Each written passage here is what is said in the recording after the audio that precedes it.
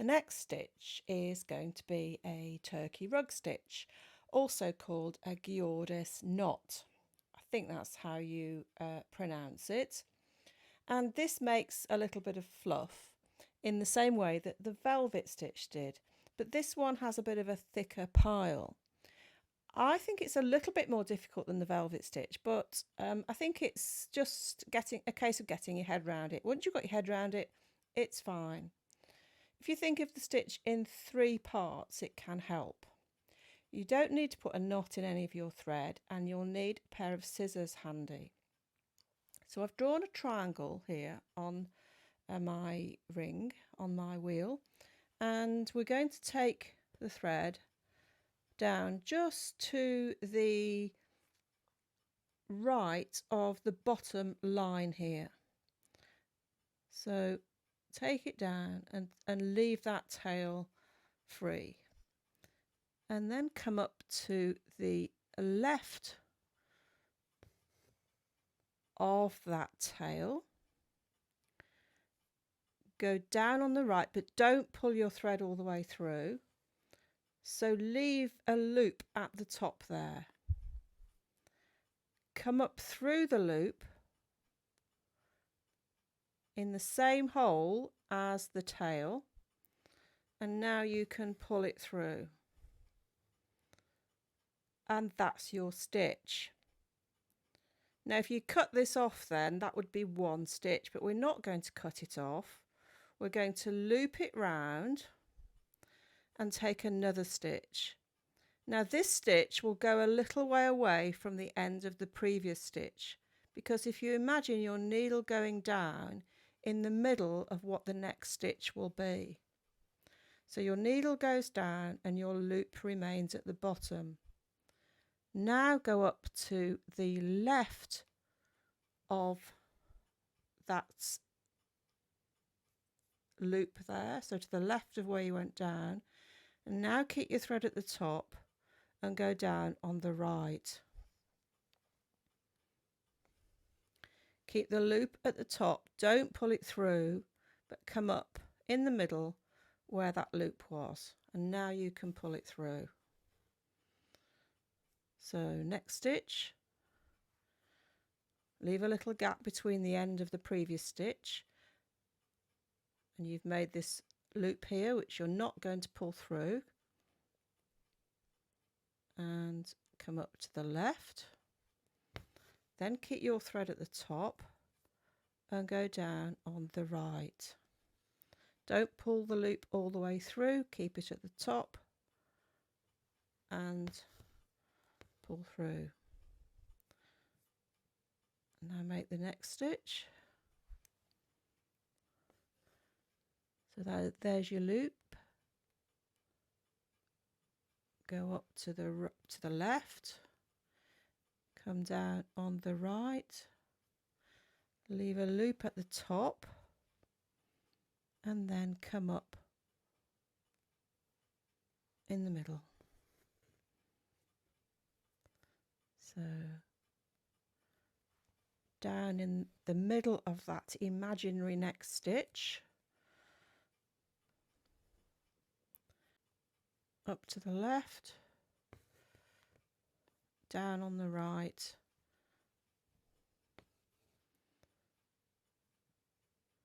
and now up through the middle of that loop and pull it through. That completes my first row, and I'm now going to cut my thread. And you have loops here which you can cut, and this forms the pile of your fluff later, of the sort of carpet, if you like. So we're going to do another row. To do another row, start in the same way, so a little bit to the right of the line, and now we're going to start and leave a tail, go to the left, keep your thread at the top and to the right, don't pull through, and now you can pull through and make the stitch. So this stitch anchors the threads, the tufts down. So this is a little bit harder to see for the second row, but make a loop, come up to the left, down on the right, and up through that loop at the top. So make a loop at the bottom,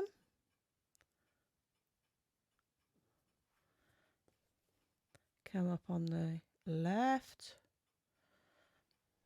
make a loop at the top, go down on the right, and then come up through it. And you can see now why we're doing the stitch in an upwards direction, because the loop's like the bottom. It would be hard to see it if you did it the other way round.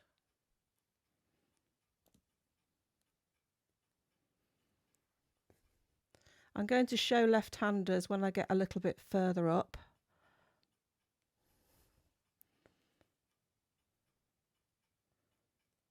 So with this stitch, there's no starting off or finishing off at the back.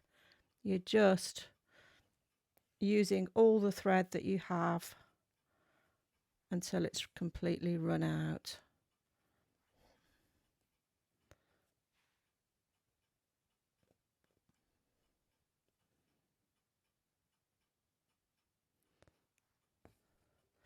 So I can cut my thread, I can cut my loops. You can cut all these afterwards if you wish. And I'm now going to put in a second colour so that you can see it more easily. So for my second colour, which is red, I've left a tail there. I've gone down, I should say, just to the right of this line. Now going to come up to the left of it. Leave my loop at the top. So go down to the right and come up through that loop where the starting thread has been placed. And now I'm going to make a little loop below, keep my thumb on it, go down a little bit away from where the stitch is made. This is in the middle of the next stitch. Come up to the left, go down on the right, and come up through that loop.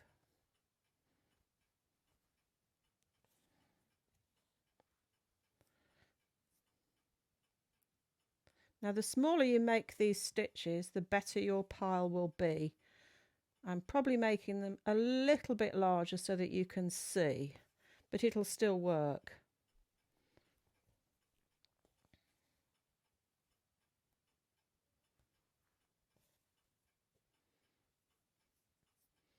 And I think once you get your rhythm with this stitch, it's quite nice to do.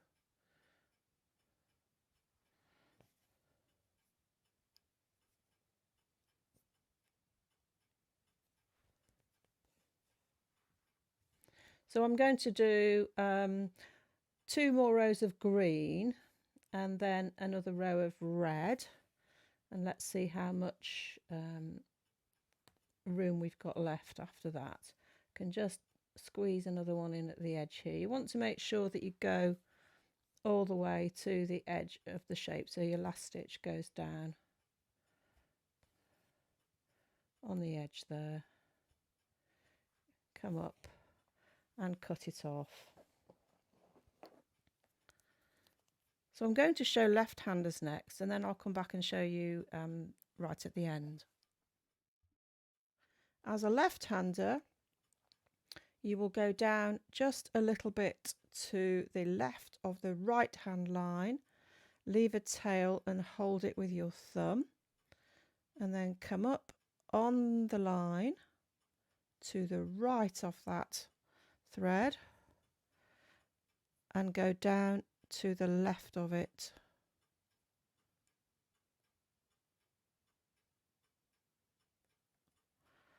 And then don't pull the loop all the way through, leave it at the top and come up halfway. Then make a loop at the bottom and take your needle down just a little way from the end of the last stitch, and then come up on the right,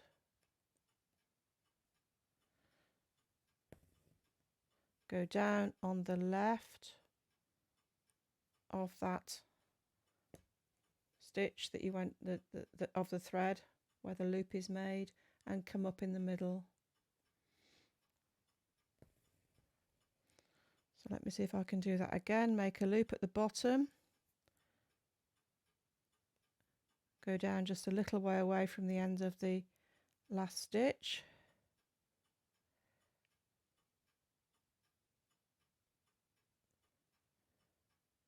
come up on the right of it,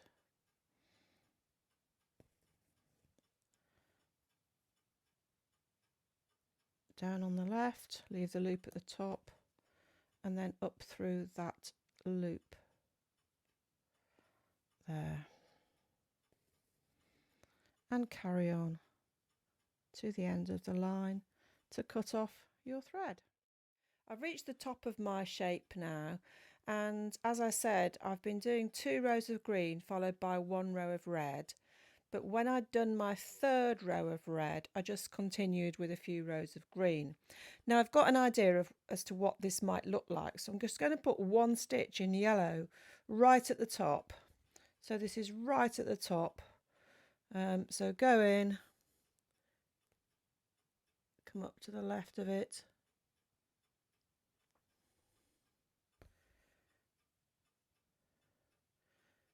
go down on the right, and come up in the centre.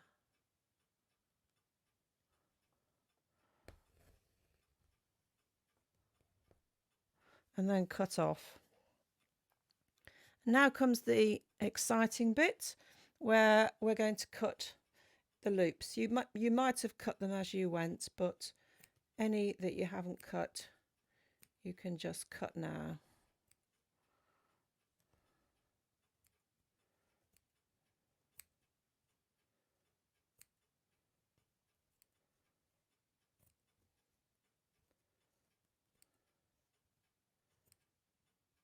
There we go. And now we're going to just start cutting.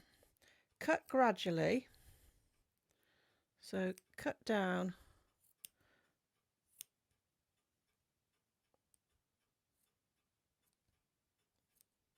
And every now and then just stop and see what it looks like. You can have these as tall as you like, really.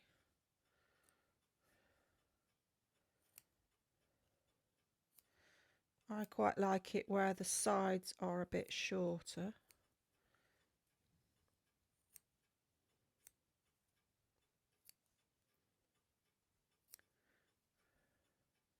Let me just tidy this up so you can see a bit better. So keep cutting.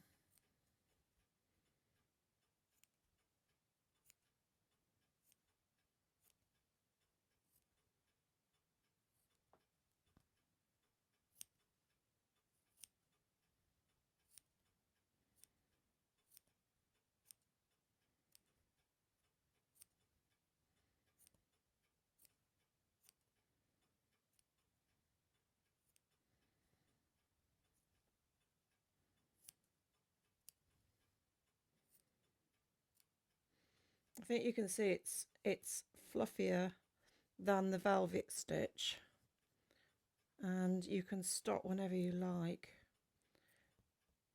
I just need to tidy it up a little bit and I will return and show you. I'm trying to angle this so that you can see how tall it is. Let me just go flat again. So I've tidied it up a little bit now, and I've gone quite close at the bottom edge here and also around the side. So putting your scissors like that and getting a really good cut. It's quite tall. It's probably about 3/4 centimetre, but as I said, you can have it however you like. I was hoping it would look a little bit like a Christmas tree with a few decorations at the bottom here and a star at the top. I've cut it quite tight at the bottom. I'm going to put a little bit of brown here as the Christmas tree pot. You can leave it like that if you like, obviously. So I hope you've enjoyed doing that. The next stitch we're going to do is going to be Bokara couching.